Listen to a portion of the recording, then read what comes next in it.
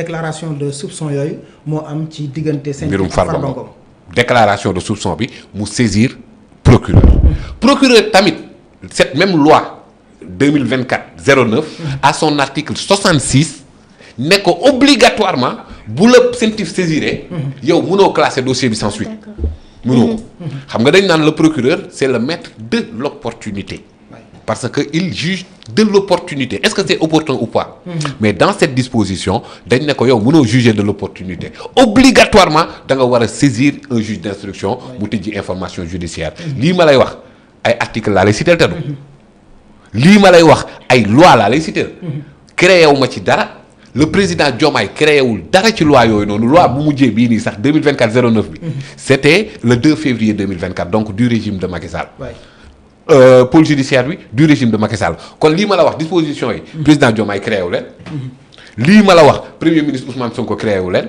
organe yii ma la citeel du kenn ci autorité politique ku leen mën a saisir te képp ku ñu ci saisir obligation la ci loi bi mu saisir la nee naa la banque bi obligation la ci moom mu saisir CENTIF nee naa la obligation la ci CENTIF mu enquête bu amee déclaration de soupçon obligatoirement bu saisiree procureur par force dafa war a saisir kii di juge d'instruction kon amul kenn sax ci organe yooyu ku agir en faculté obligatoirement kon donc fii loxoy politique mënu fee am xam nga lan moo tax mu jaaxal nit ñi mooy ne lii ma la wax nii yëpp ci ay obligation légale yàgg na fi CENTIF mu ngi fi 2004 toppul kenn. mais kenn xamu ko aussi.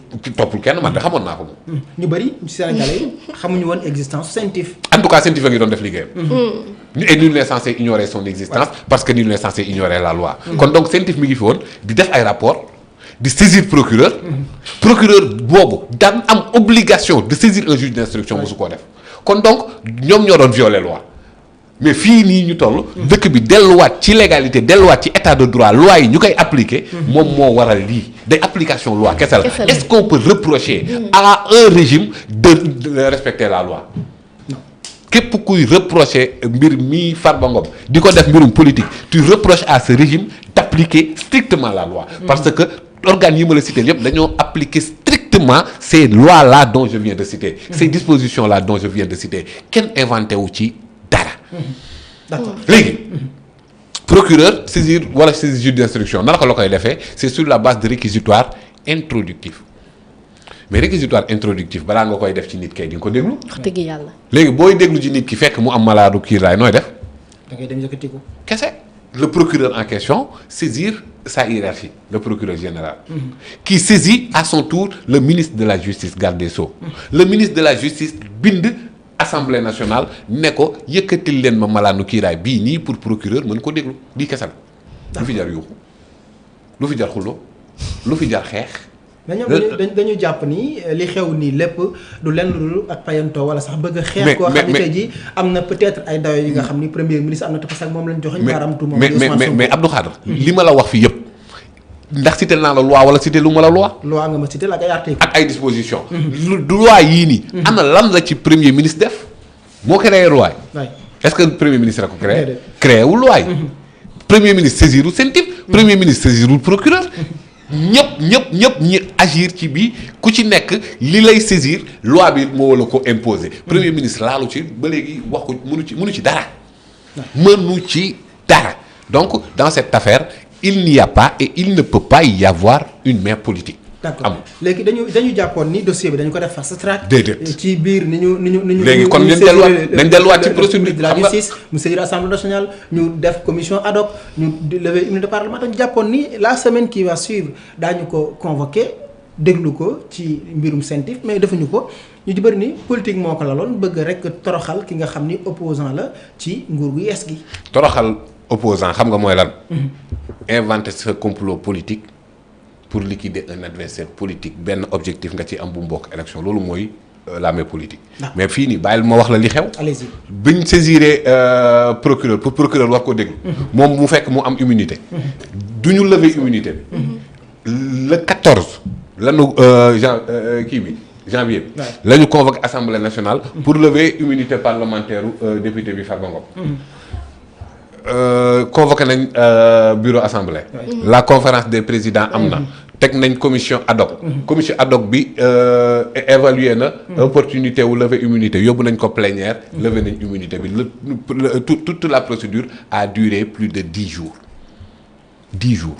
Farba Ngom ci boppam may wax une main politique levé na 8 immunités parlementaires yoo xamante ne xaaju cee am 8 jours levé na immunité parlementaire bu Abdoulaye Baldé levé immunité parlementaire bu Omar Sarr. levé immunité parlementaire bu Ousmane Ngom dans l'affaire de la traque des biens mal acquis. Omar Sarr bi mu nekk ci dans le cadre de la caisse d'avance yëkkati na immunité parlementaire bu Khalifa Sall. Khalifa Sall. dans l'affaire Ndiaga Diouf yëkkati na immunité parlementaire bu Barthélémy Diaz. dans l'affaire Sweet Beauté levé na immunité parlementaire bu Ousmane Sonko. dans l'affaire de Amy Ndiaye Gniby levé na immunitaire 2 députés de PUR. donc en tout ça fait ci carrière pathétique carrière parlementaire am levé na 8 immunités parlementaires moom amul benn bu ci def 10 jours.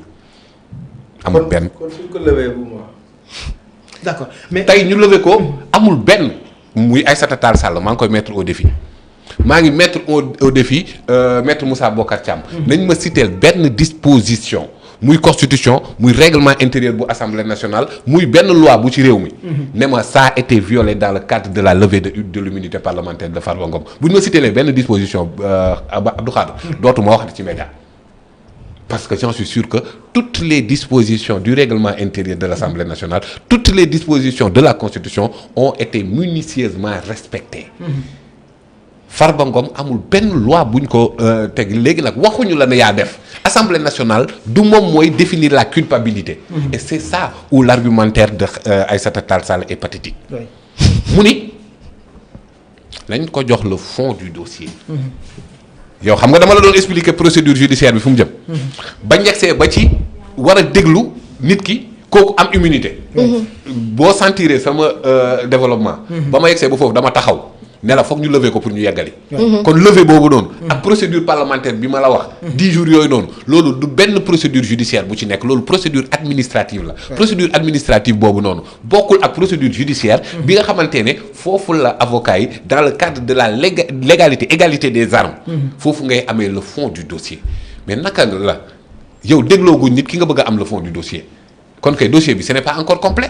il faut que ñu déglu Farba Ngom. mu doog a complet. il faut que ñu mën koo auditionner. pour que dossier bi mën a complet léegi nag avocat parce que il faut que ça soit clair maître Aïssata Tall Sall dans cette procédure elle n'agit pas en tant qu'avocate et elle ne peut pas. Pourquoi? Mais elle ne peut pas. Elle est députée à l'Assemblée nationale. Elle ne peut pas plaider contre l'État. Article 52. moom moo ne Farba Ngom bu ñu koy déglu. il peut se faire assister par un de ses collègues. donc député. donc Aïssata elle agit en tant que député. mais pas en tant qu'avocate. bu ñu yóbbee Farba Ngom kon li mu doon wax ni moom mënul défendre Farba Ngom. mënu ko défendre ci commission ad hoc bi. déedéet commission ad hoc bi. daf koy défendre en tant que collègue. collègue d'accord. parce que l'article 52 du règlement intérieur dafa ne le député bu ñuy lever immunité parlementaire am peut se faire assister par un de ses collègues. D'accord. donc député. bul fàtte ne Ousmane Sonko à l'époque c'était madame Aïda Mbodj. donc un de ses collègues elle n'est pas avocate madame Aïda Mbodj. donc assistance boobu noonu. assistance su collègue député la.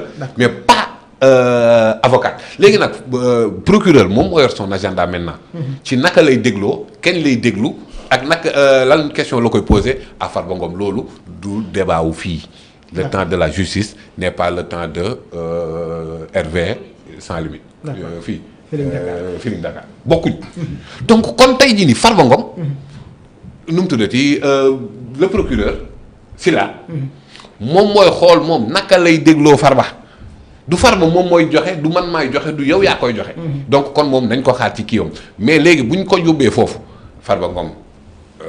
mu saisir ay avocat boobaa nag Aïssata Tall Sall moo mënu cee bokk bul fàtte l'affaire caisse d'avance à un certain moment donné maître El Hadj Diouf tonitruant avocat plein de trucs mu dem ne day défendre Khalifa Sall mu jugoo défendre de parce que en tant que député il ne peut pas plaider contre l'État. D'accord. Aïssata Tall Sall en tant que député ne peut pas plaider contre l'État. soit day démissionner Assemblée nationale. dem assister ji Farba Ngom nee na góoram la nag war na koo jaral loolu. na mën war na Aïssata Farba sax xarit la. Farba da ko bandum. na démissionner Assemblée pour mën koo assister ji sur le plan judiciaire. d'accord pour mu mën a nekk avocat layal ko ci benn tribunal il faut que Aïssata Tall Sall démissionne de son poste de député. Parce qu'elle ne peut pas plaider contre l'État. D'accord. En tant que député. C'est la loi qui le dit. Ouais. Qui l'interdit. donc léegi nag ñu yegsi ci procédure administrative bi jeex na. ci Farba Ngom enquête du loolu la ñuy discuter fii kon noo bëggee enquête ñu discuter ko ci biir assemblée nationale que le procureur na ko andil le fond du dossier. Procureur mënu la koo andil parce que il est assujetti au secret de l'enquête un. Deuxièmement fi nga war a toll pour laajte le fond du dossier. tollagoo fa parce que lever immunité parlementaire ce n'était pas de juger la culpabilité de Farba Ngom. Farba kenn waxu ko ne yaa def moom kese moo waxal boppam maa def. kenn waxu ko moom kese moom moo toogal boppam ne foog naa Thierno Alassane la doon waxal la. ne ko jël nga jël naa. l'Assemblée journaliste bi tiit ne ko loo jël mu ne ko na wax bu waxee ma wax ko li ma jël wax li mu jël. wax na ko ci Mimi Touré itam. wax na ko ci Mimi Touré it. waa léegi waa Agnam Matam Cheikh Omar laq leen ko ci Halpulaar ñoom ñëpp ñu xam ko bi Farba di jël fekkee woo leen sama gars yi bi Farba di jël moom nee na jël na bi muy jël woowu leen bi muy jël